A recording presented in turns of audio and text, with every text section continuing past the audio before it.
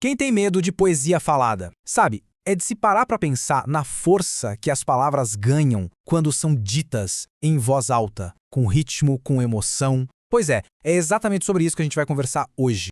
E para começar essa exploração, a gente vai direto para o coração de um movimento que está, assim, transformando a poesia e dando uma voz poderosa para as ruas. A gente está falando do universo do slam. Olha, para entender o que é o slam, o negócio é sentir a energia. Sabe, não é aquela poesia para ficar guardada em livro empoeirado na estante. De jeito nenhum. É uma arte viva, pulsante, que explode. Explode nas ruas, nos palcos, nas praças e que carrega umas mensagens muito, muito fortes. Isso tudo leva a gente para uma questão que é fundamental, né? O que é que torna essa poesia tão diferente? A resposta, olha, está na linguagem. Não é só o que se diz, mas principalmente como se diz. Então, vamos parar um segundinho para pensar. O que será que chama tanta atenção na linguagem que a gente escuta num slam? O que tem de tão marcante ali? Bem, a chave de tudo está na proximidade. A linguagem é super direta, só quase como uma conversa, sabe? É a língua que a gente usa no nosso dia a dia, só que ali ela vem carregada de poesia, de um significado imenso. E é essa característica que abre uma porta para a gente entender um conceito linguístico que é fascinante. Então, para a gente entender de verdade o poder do slam, a gente precisa mergulhar num conceito fundamental da nossa língua, que são as variedades linguísticas. Olha só essa citação. Não é possível afirmar que a língua que usamos é uma só, nem que é estática e imutável.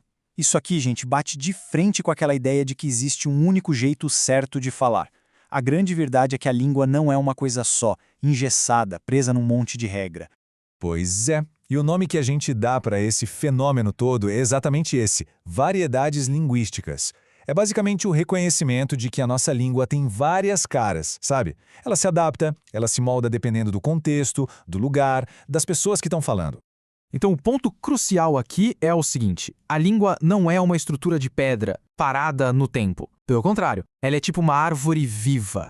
Uma árvore que cresce, que solta galhos novos, que se transforma o tempo todo junto com as pessoas que falam ela. Ok, beleza. Mas como é que essas muitas faces da língua aparecem na prática, no dia a dia? Vamos dar uma olhada agora nos principais tipos de variação para entender isso melhor. Olha, essa tabela aqui ajuda bastante a gente a organizar as ideias. Primeiro, tem a variação social. Pensa nas diferenças regionais. Um lugar fala mandioca, no outro é aipim, no outro macaxeira. É a mesma coisa. Isso é variação social. Depois tem a histórica.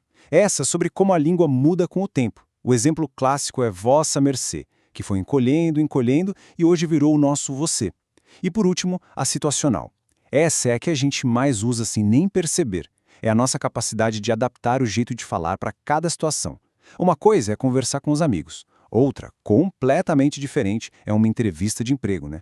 E é essa última, a variação situacional, que é a grande chave para a gente entender uma coisa muito importante. Nem sempre falar o correto da gramática significa falar do jeito adequado para a situação. Para ilustrar isso, vamos dar uma olhada numa situação, digamos, curiosa. Olhando para essa cena aqui, o que soa meio fora do lugar na fala desse personagem? Vamos lá! Veja que belos movimentos elípticos fazem essas ondas, meu caro amigo. Pegá-las-emos nesse instante ou mais tardiamente? Convenhamos que sou um pouquinho estranho para uma conversa na praia, não é mesmo? E aqui tá o pulo do gato. Não tem um erro de gramática sequer na frase dele. O problema não é esse. A questão toda é que a linguagem que ele usou é completamente inadequada para o contexto. Imagina, uma conversa informal na praia entre surfistas. É a prova de que o contexto, no fim das contas, manda em tudo. Então, para a gente amarrar tudo, quais são os pontos principais para levar daqui? Primeiro, a língua não é um sistema único e rígido, de jeito nenhum. Segundo, ela muda, ela varia dependendo do grupo social, da época, da situação.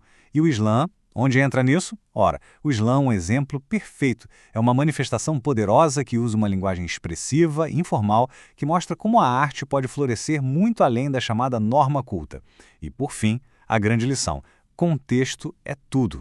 E tudo isso deixa a gente com uma última reflexão, uma pergunta que fica no ar. Se a língua está sempre mudando, se ela depende tanto do contexto, o que realmente significa falar corretamente? Fica aí a provocação para a gente pensar em como a gente se comunica no nosso dia a dia.